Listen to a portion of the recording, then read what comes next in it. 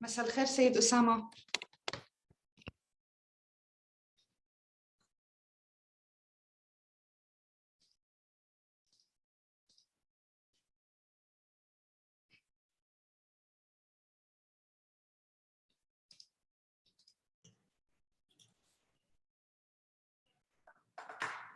السلام عليكم.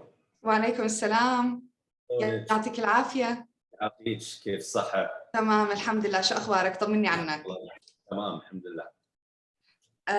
إحنا هلأ رح ننتظر بس لغاية ما دكتور رندا تفوت عندها على الكلاس وتجيبهم تنقلهم من الزوم سيشن تبع كلاسها لهذا الزوم سيشن. Okay. So probably we're gonna need 5 minutes. Is that okay? That's fine. Okay, great. Yeah. Okay. We're online. I'm just, I've got one thing I'm doing out there with. بس صار muted, Mr. Osama. I said I'm here. I'm just gonna mute. I'll finish a few things, and I'm ready anytime you are. Okay. تمام. يعطيك ألف عافية. I got.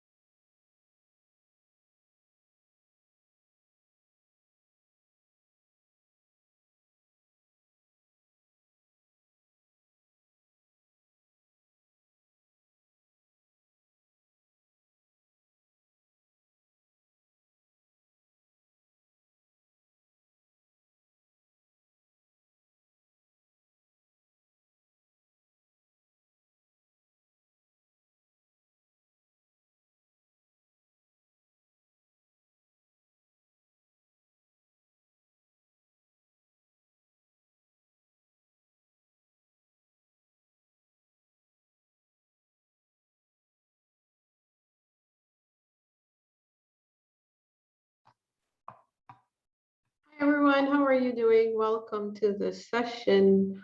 Mr. Osama Bastaki, thank you for joining us. How are you doing today? I'm great. How are you?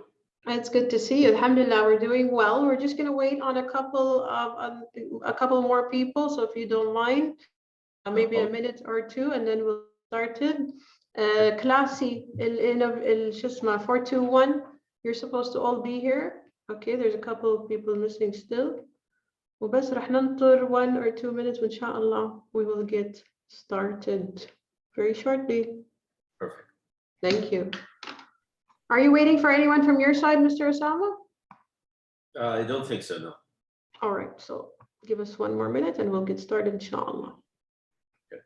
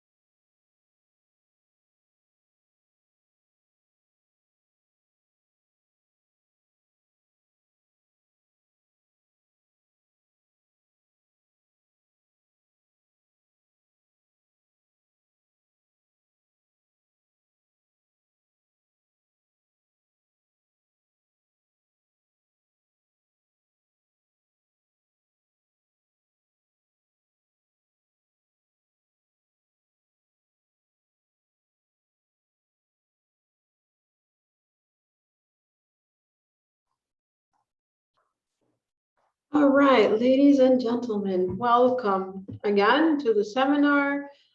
Today we have a special guest with us, Mr. Osama Bastaki. He is going to, we're going to pick his brain a little bit and get some ideas or his points on how to become an effective leader in the business world. طبعا, he will give us a background. He will discuss with us the different techniques or the different ways that he uses in order to have this distinguished approach to the market من ناحية leadership. وأيضا, of course, we all know من الكلاسات المانجمنت اللي بنسويها and it's all connected. Whether it's marketing, whether it's leadership, whether it's management, it's all one package and we have to have a macro view of things. So, رحب بيك أستاذ أسامة. Thank you for joining us. Really a pleasure. احنا كنا قابلينك مرة myself and Marquesa and we were very interested to get to know more. وكنا حابين انك نستضيفك هون عنا بالكامبس ولكن you know what's going on with the campuses and الحضور بشكل عام. ف this is the first session ولكن شيئات أكثر. ف thank you for joining us today. Thank you for having me, and it's a pleasure to speak to you and your class about things that we do day to day and what they have to look forward to in life beyond the campus. Yes, excellent. Of course, Mr. Osama من المبادرين, the OGs, if you will, of this idea of innovation. They are some of the original innovators that really بادروا في المجتمع and really took it to the next level من ناحية كيف بيطوروا البزنس, what it takes to really be accomplished and make it in this business world بالكويت بالذات. Can you please just give us a brief of your company, what it is that you do and how you got started, and we'll start from there. You want me to start from the very beginning, post-college, or? Yeah, just back in time. Let's see how these ideas came about when you came back from college. How was it different? هل كان في, did you feel that Kuwait was ready for the innovative approaches that you had at the time? What you learned from university? How كيف قدرت تطبق اللي انت كان في بالك أو ideas in a society where, I think at that time it was a lot less open to such ideas? Okay. Well, my journey started back in 1998, where it was my final year at university in the United States. I graduated from Bentley University, which is a strict business school at that time. I graduated, but decided not to come back to Kuwait immediately. I got together with 3 of my friends, and we established a small fund at that time where we invested in tech startups. At that time, the dot-com boom was on the rise in 1998, and we decided to invest in some of these ideas. Now, the first thing you'll learn throughout life, throughout university, throughout any instruction or advice that you'll get from anyone that has been through the process is never put your eggs in one basket. Always diversify your portfolio. So at the age of whatever I was, 20, 21 years old, I did the opposite of that, and we took all of our eggs and we put it in one basket. We invested in a company called Lutstrom. It was a tech startup between one gentleman from Harvard, one from MIT, and one from Worcester Polytech. And they came up with what was called at that time the Song Bank. And the Song Bank was a device that would sit at home, and you would plug it into the internet, you plug it to speakers, and you would save music onto it. We got financing from eDigital, we got financing from Billboard, we got financing, and within 6 months we were at a $19 million valuation, and we were still fresh out of college. Came back to Kuwait, discussed it with my father, with my uncles who've been through the process of entrepreneurship. They said, sell 50%, retain 50 for the uprise. Said, you guys know nothing. This is going to be the next boom.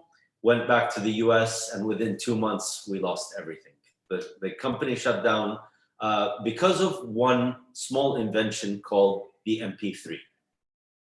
So what we did was this huge unit that sat at home while someone else did the same thing for music, but did it in a way that you can carry it in your pocket.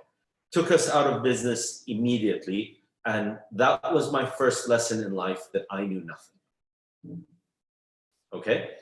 And came back to Kuwait, went back to business as usual, worked for my family, for my father for about 6 months.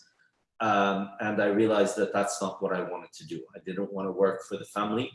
I was too young. I was too inspired. I was too energetic to come and flow into an old typical system, right? So I decided to jump ship and move out of the family comfort zone. And I worked for KIPCO, Kuwait Investment Projects Company, where I worked in business, corporate finance and marketing for Campco and KIPCO. I worked for them for 3 years, and I then again realized that that's not for me. I needed to do things on my own. I had to be my own boss. I had to call my own shots, and I had to have the creative flexibility that I needed, you know, to go forward.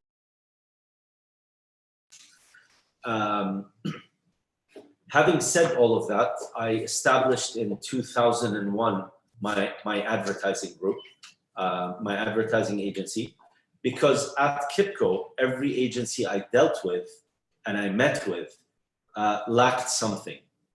They didn't approach the customer in the way I thought the customer should have been approached. Me being a customer at KIPCO, all of the agencies that came to me did one thing less than what I needed them to do. So I established Eureka Media in 2001, and through a short period of about 3 to 4 years, I became the 3rd highest billing agency in Kuwait. And from there, I began expanding my media group into PR, into outdoor media, into business intelligence and marketing, into movie production. If you Google me, you'll find that I've produced movies in Hollywood, totally out of space, but I also never put a boundary to anything I did. I fundamentally believe that everything is possible. And once you believe everything is possible, everything is possible. Within limitations, I'm not going to be Steven Spielberg in Hollywood, but why not, right? He started somewhere. Everybody has to start somewhere. So, so that's where I came to the conclusion is everything is possible within limitations that you set for yourself, right? In 2010, I was board of the media business. The landscape changed dramatically. The phone now became the source of media. That's where online became popular, bloggers started rising, and the conventional advertising methodology started to disappear. The fundamentals are there of marketing and advertising, but the actual channels started to change. And I decided to exit that business and enter a new start of my life. I took a 2-year break and I started establishing businesses in the United States. I established a butcher shop chain in Seattle. We built a group of butcher shops, organic butcher shops, which I later sold to a group in San Francisco. And then I came back to Kuwait in 2012 and established the modern day identity of my company.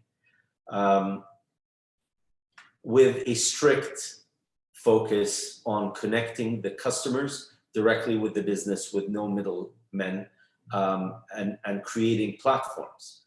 And that's where the establishment of my modern organization comes, where we established Sukkar Group, which is our F&B brand. Under Sukkar Group, we have Sukkar Boutique, we have Boston Cookies, we have Juicy, we have QLF, we have a new concept called Chambéry, and we have one more. What do we have? What is it? Sukkar Boutique. Okay.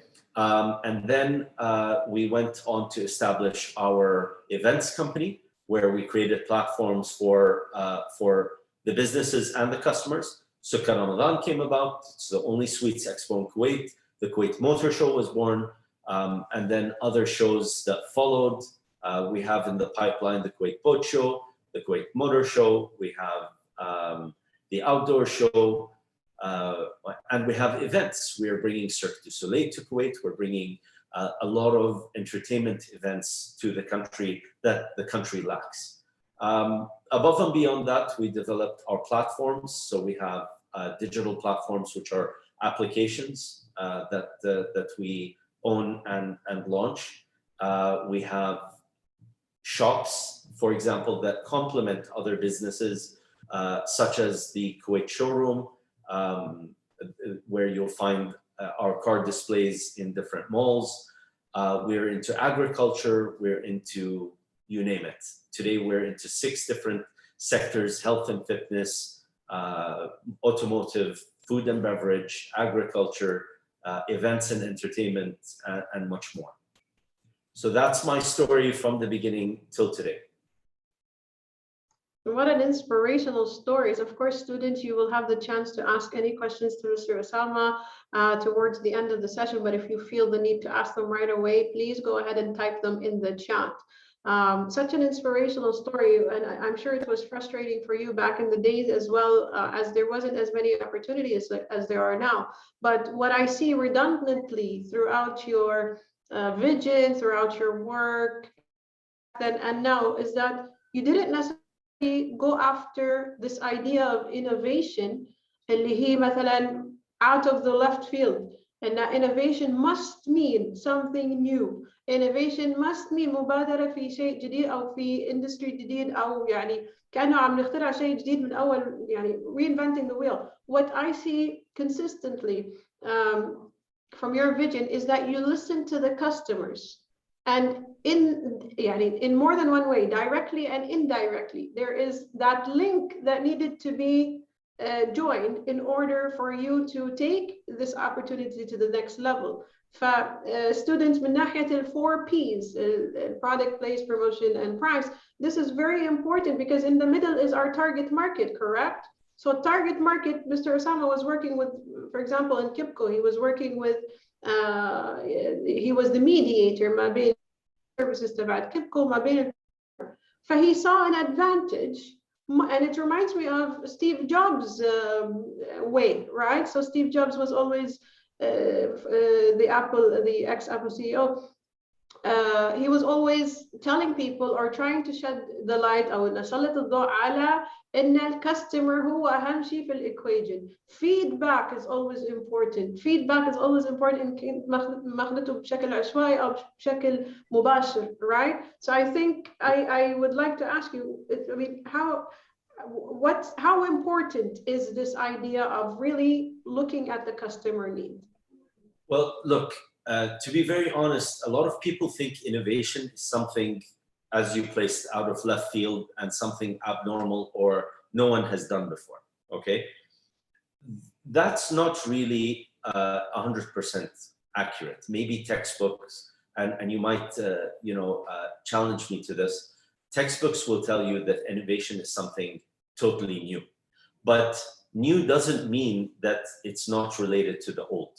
Okay, I'll give you some of the top innovations in the world. Okay, today, Amazon is an innovation, right? 20 odd years ago, when Jeff Bezos sold books out of his garage, it wasn't an innovation. Bookstores did exist, libraries did exist, bookshops exist, even online booksellers existed. The approach that Jeff Bezos took to innovating book sales online and then expanding the cart into different things and then expanding the customer experience into real-time delivery or ad hoc deliveries or shop and ship, all of these were innovations within something that already existed. Okay. I will challenge you to give me a business that was totally innovated, that had no foundation to anything. I mean, Tesla today is an innovation, right? But he just changed the automotive industry into electric vehicles.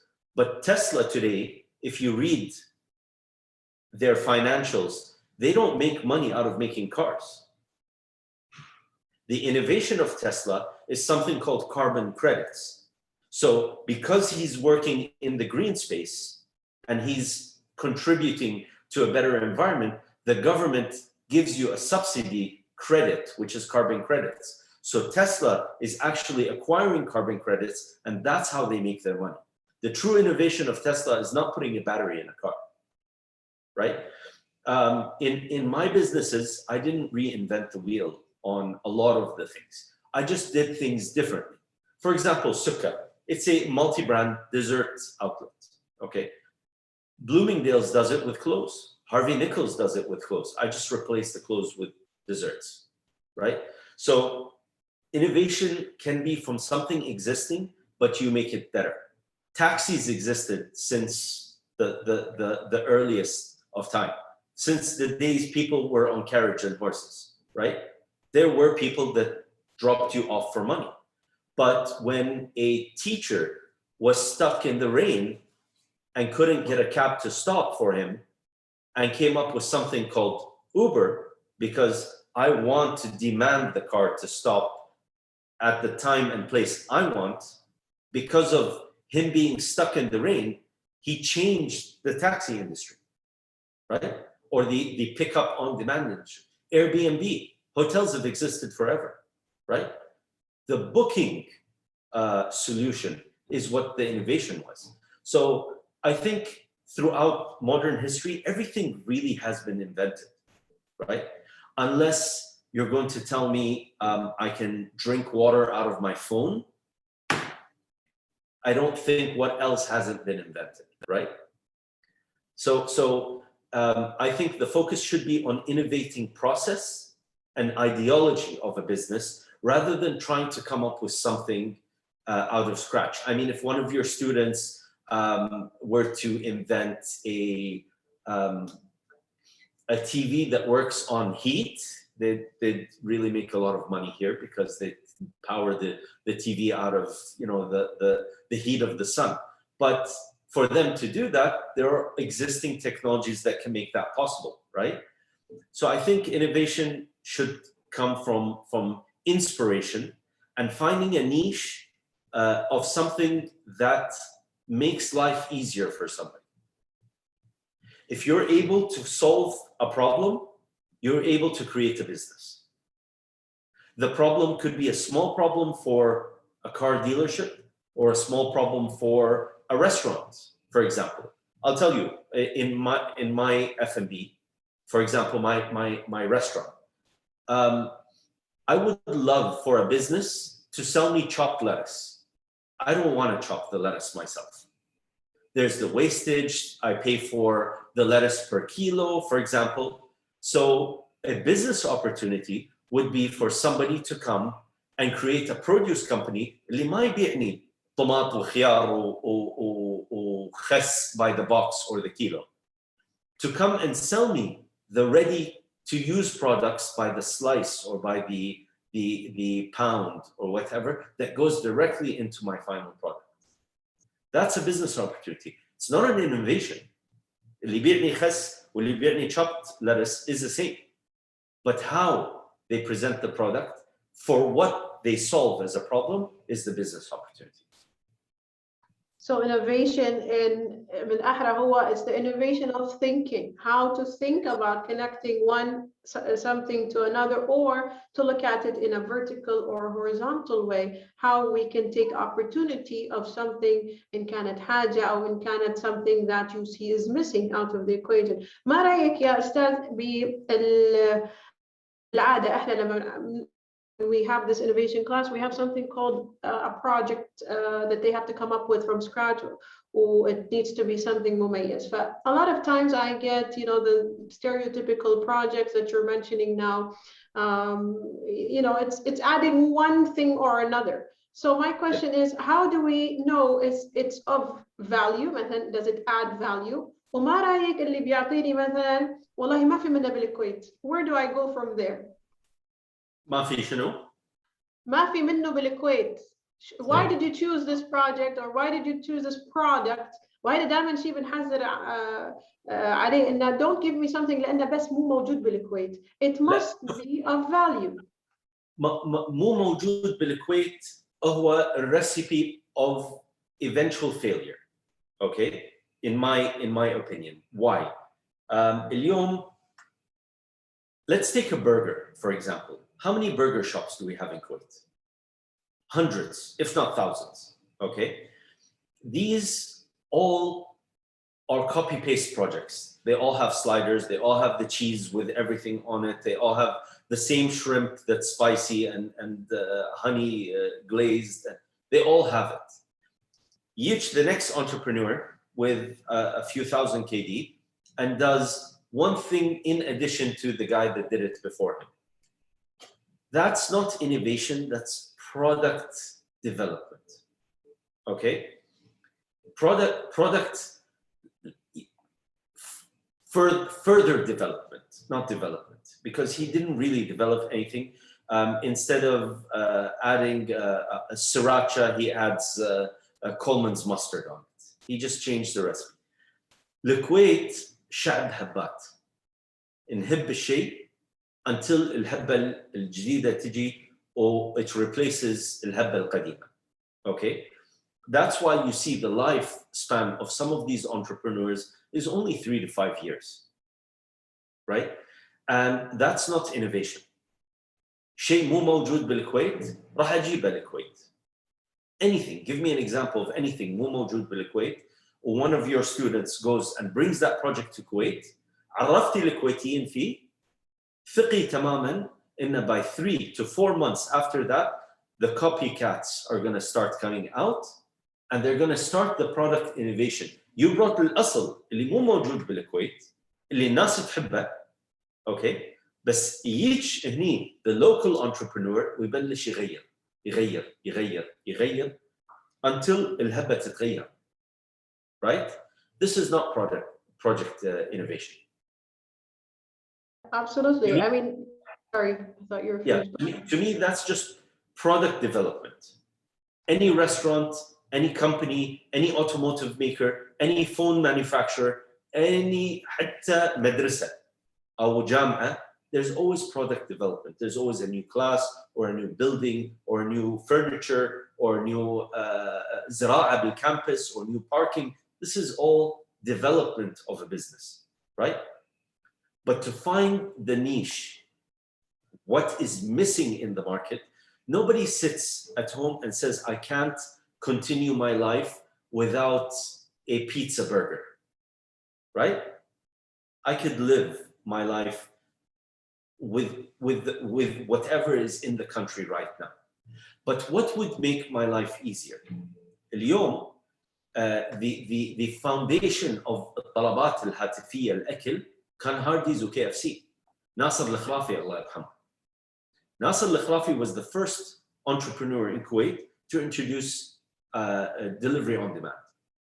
Okay, today, when the businesses grew, when the selections grew, and you became unable to actually call every single restaurant, have their number, and pick the menu, somebody came out with talabat. He found a problem to something nobody saw as a problem. Right? He saw as a burden to the end customer. He gave them the solution, right? And it became a 180 million euro idea. That's the part of innovation, not the actual burgers or مصنع يسوي another PET bottle, or that's product development. Find a niche, find what would make life easier for the end customer and do it. Whatever it is, even the تبديل دهن سيارة, there's a way to make life easier for the customer. And some entrepreneurs have done that. They'll come to your house, يبدلون توايرج ولا دهن السيارة ولا صيانة التكييف, all at home. There's an innovation, trust me, in every walk of life, there is an opportunity. Even in the silliest of أنا شفت business عجيب that was developed during COVID. خياط. الحين أقول لك خياط راح تقولي لي شنو الانوفيشن بالخياط. بس this innovation started in the United States, where you take a picture against a blank wall of yourself, and the technology behind it measures your measurements and does custom tailor-fitted shirts and pants onto a artificial intelligence software embedded in an application. هو خياط بالأساس. He's making the shirts, but the innovation is how he gets your measurements to the shirt, right? فبأبسط الأمور, there's innovation. And I challenge someone to give me a business that there is no possibility to innovate in. Yeah, this is exactly what we try to warn about. وبالذات انك ذكرت طلبات, what do they sell؟ في النهاية طلبات, what are they selling, guys? Are they selling any product? What's the product of طلبات أو Amazon أو Facebook? بتذكر شفت على السوشيال ميديا something like ديروا بالكم من شو اسمه اللي ما بتبيعك شيء, لأنه أنت في النهاية you are the product. Right? You are creating the database. فالفكرة إن إذا ما في منه بالكويت مش معناها لازم أجيبه لأنه هذا ال added value تبعه. If it makes sense to bring it to Kuwait, you have to check why it makes sense. مو بس اللهم جبته من برا وحطيته, لا, it could easily be replicated. هاي كمان من ضمن التشيك ليست اللي لازم نشوف an innovative idea. Our target market has to be okay with this product. مش بس لأنه مو موجود بالكويت, because as Mr. Osama said, it could easily be replicated. وبالآخر راح تصير في عليها replication, duplication, but it will lose its uniqueness. The USP, unique selling proposition, اللي دائما إحنا we have to highlight it and to differentiate it enough من الباقي اللي حوالينا عشان يكون competitive advantage that will last for me. مش بس بوقت الهبة, beyond وقت الهبة. وإذا نبي نتكلم البرودكت لايف سايكل اللي هي طيب أستاذ أسامة, how important is horizontal scanning أو بشكل عام إحنا كيف أو شو what are the first steps to looking at how I can be innovative? Do I have to compare myself to others in Canada locally or internationally? How do you do it in your macro approach, which takes you down to this filtration process of really hitting the niche market or serving it in that way? How important is this idea of environmental scanning? Because that's what they're looking at now in the first chapter. Well, look, your scanning is the fundamental foundation to everything, okay? And it comes down to not scanning, it comes down to knowledge. The more you know, the more you can do, right? So the more you know could be translated in all walks of life. For example, I'm going to give you an example. I'm not going to talk politics, but I'm going to talk anyone in a political position that knows what is happening or laws that will be passed. He has a better opportunity to make money out of that law or opportunity than you do because he knows more than you do, right? And the same thing with business. If you know more than the next guy, then you will have not a guaranteed success ratio, but you'll have a better chance to succeed than the next guy.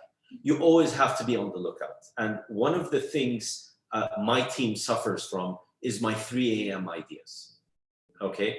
And my 3 a.m. ideas are an inside joke at the office, or another 3 a.m. WhatsApp in the group, but there is something behind it. It's something I heard in the Duania, something that sparked my interest, something that I saw in the street, an experience that I went through, a shortcoming in one of my businesses I experienced, something my son brought to my attention, because some of the most creative people are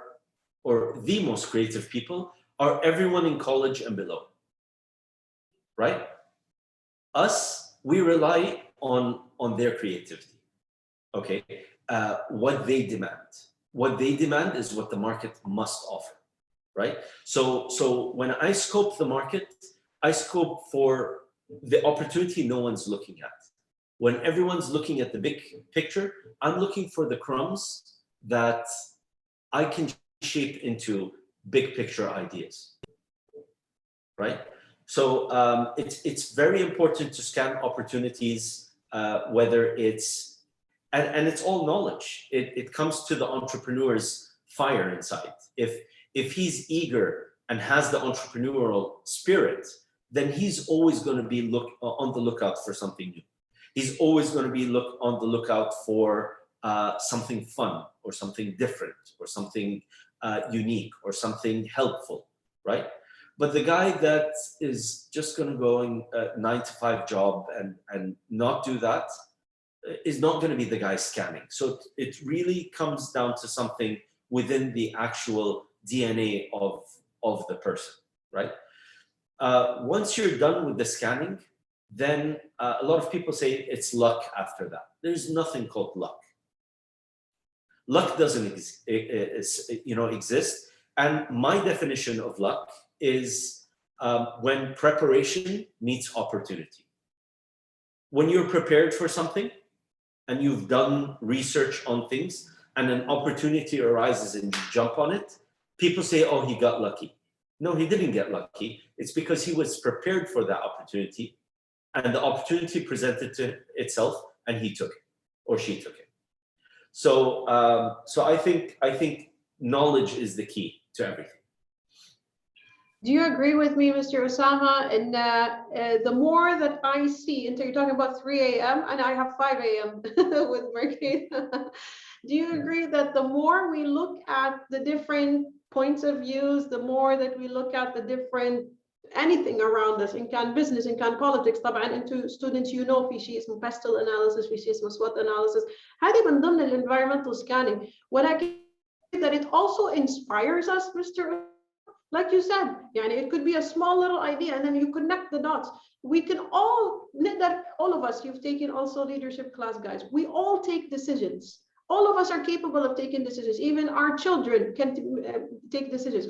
بس شو decision الأصح من غيره هذا راح يجي مو بس من experience with 1, 2, 3 on how to do life مثلا or take a decision. This will come, the more knowledge you have, the more you are going to make the better decision. وأيضا it will inspire you more, correct? The opportunity will present itself at some point, and I guess this is what you're referring to as quote unquote luck, Mr. Osama. What do you think?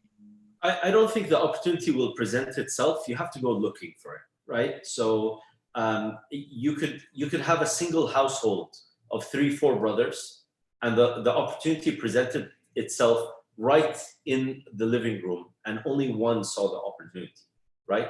So it really does come down to the hunger of the person and the mindset of that person.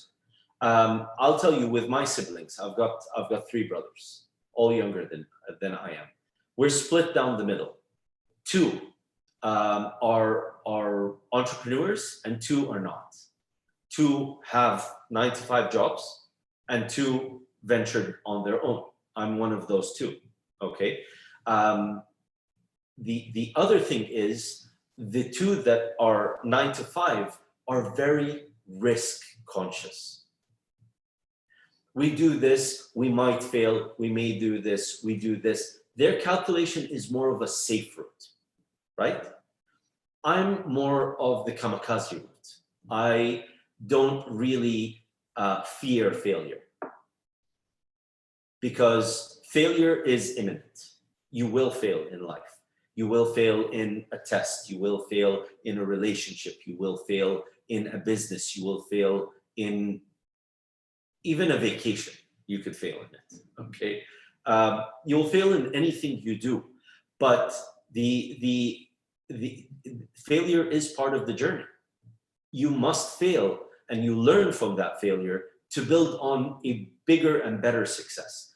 The comeback is always bigger than the setback, okay? And the failure is part of my success. I have failed in the past, and I am ready to fail now. Even my 3 a.m. ideas, some will fail. It may discourage some of my team, okay? But when they see me brush it off my shoulders and continue, they're going to continue with me, right? So I think people who are scared of failure are less likely to innovate and succeed in innovation. وطبعا احنا in more stable approaches, but in the innovation part, it's a tough challenge. There's always risk involved, correct? Yes, and being an entrepreneur also, not only accepting failure or risk of failure, but putting in the hours that the other person's not willing to do, right? I work the weekends. I work 3 a.m. I work 2 a.m. I work 1 a.m. I'm ready to work in the morning, and I'm ready to work in the evening. Maybe certain members of my team are not willing to do that because they are not the entrepreneurial spirit. They do a great job in what they do, but they've put the boundaries of what they're willing to put in to something and what they're not willing to put into it, right? And that's normal. That's the cycle of life. Yep. And I think initially, risk is always going to be part of the equation. This is why also we need all of the information, as much information as possible, because the more clearer the picture is, the more I am calculating my risk and not going into something blindly. But to be overprotective and to be, too much, we always hear to دائما نسمعها بالذات from the men بالديوانية إنه عنده مشروع وصار له 10 سنين لسه بده يفتحه. طب you gotta really, put your foot forward in a calculated way, as Mr. Osama does. You reminded me of a saying Michael Jordan used to always say: you will 100% of the shots you don't take Michael Jordan the biggest or the most successful basketball player? Controversial, you can argue with me. You always miss the shots that you don't take. So try to take the shot, try to take the opportunity, take the risk. But this is why you're here, so that we can help you really have a better look and therefore a better chance of succeeding. We have to we have to look at the risk, try to minimize it. We have to make sure that we're serving a purpose أو عم نتبنى قضية وعم نحاول نلاقي لها solution. We have to look at it so that it's not something that could be replicated easily, and it adds value to the life of whatever it is that we're serving. My last question to you, Mr. Osama, is you talk a lot, or you've had a lot of experience in the different fields, and you continue to have impact in different industries. How important is this of experience to your success? من ناحية إن هلا إحنا بنشجعهم في اليونيفرسيتي عنا to, you know, don't skip a beat. إن كانت volunteer work, إن كانت you know, paid work, in donating blood, as anything that's available to you. I always encourage the students to not skip a beat, because that's how you know, build that idea of what is my passion, right? Sometimes you get to the conclusion, like Mr. Osama, well, my passion isn't a one-dimensional thing. My passion is consistently finding a niche market in different industries. هل معناها هذا الباشن he didn't find it? No, he found a passion, ولكن غير تقليدي يمكن. In general, how important is exposure to experiences in كانوا directly related to business أو لا, to the success or to the success story in general, إن كانت من ناحية اتخاذ القرار أو opening a business? I think exposure is probably one of the biggest recipes of my journey. Personally, I've done everything. Anything under the sun you can think of, I've probably done. Okay. One of the things, I'll take you to when I was about 13 years old during the invasion. I was stuck in the United States on summer vacation, right? And the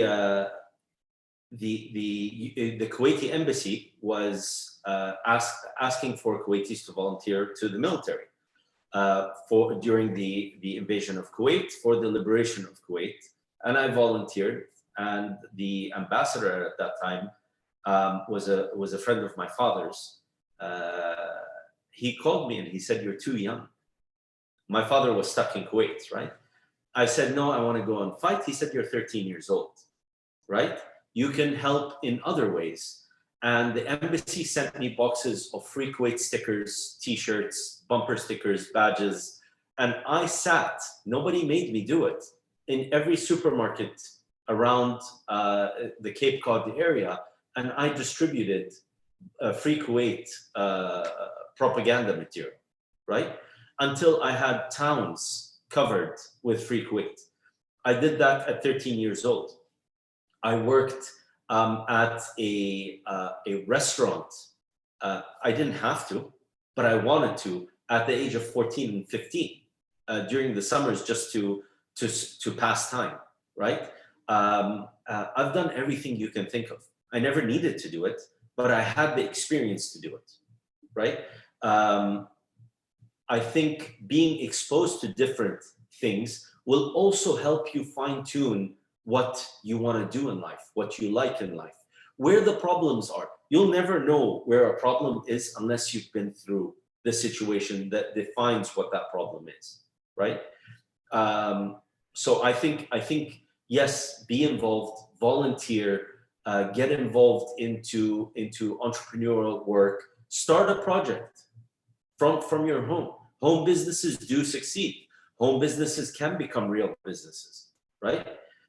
Start with a business plan. Today, you have an idea, start writing it down today, right?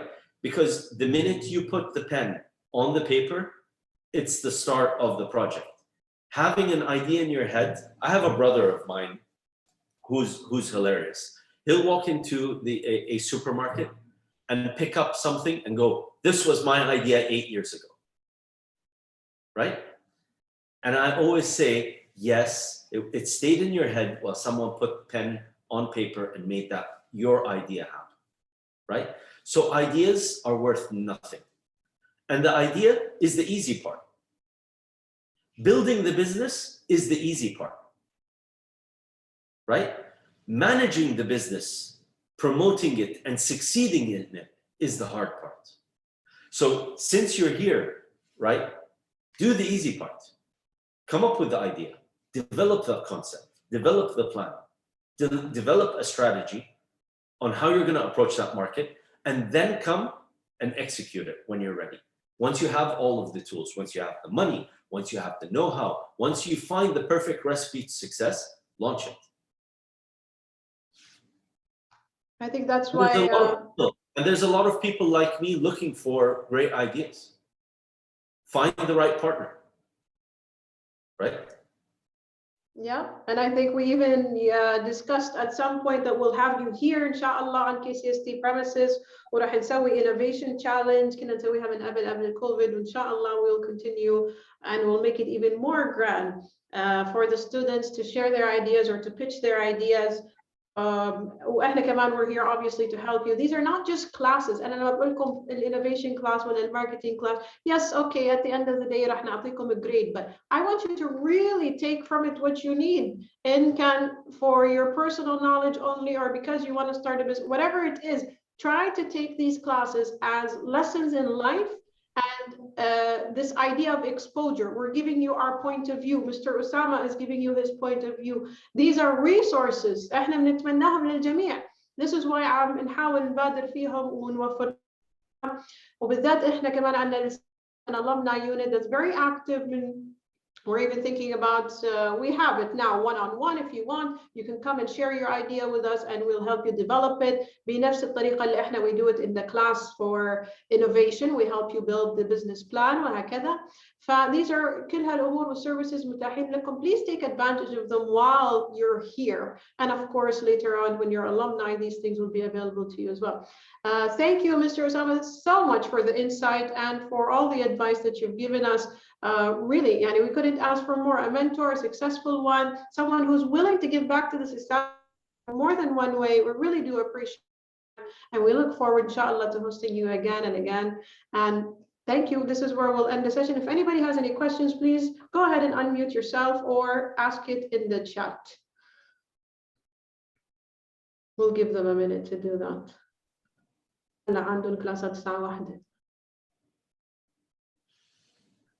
Questions or comments?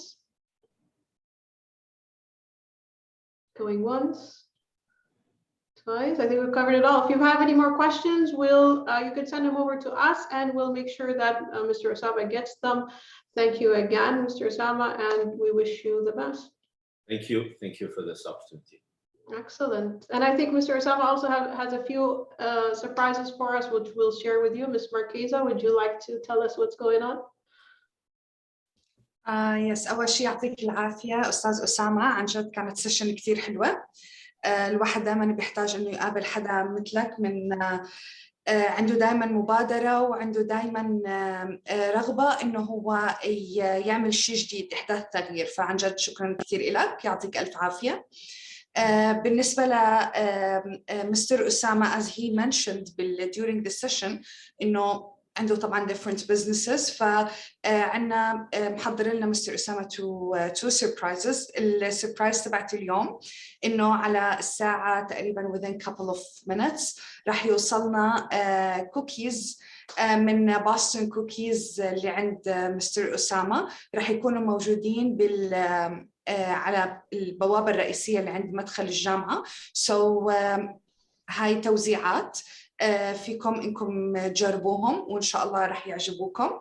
والشغلة الثانية إنه هم أوبيج اللي هي شركة أو الجروب تبع مستر أسامة محضر لنا زي ديسكاونت كارد لخصم 25% لكل البراندز والمحلات اللي بيملكها سيد أسامة. فإن شاء الله كمان رح يكونوا هدول متوفرين بالسنتر تبعنا. once we have them أكيد رح نعلن على الانستغرام تبعي أنا ودكتور رندا بريسيونت لايف اللي هو kcst.spirit. you can pass by at any time during the day وإن شاء الله رح نعطيكم الكروت. شكرا كثير لك سيد أسامة، يعطيكم ألف عافية. شكرا كثير للحضور، يعطيكم ألف عافية. وإن شاء الله أكيد بنحب نستضيفك سيد أسامة عنا هون بالجامعة. إن شاء الله. شكرا، مع السلامة. Thank you. Goodbye. باي باي.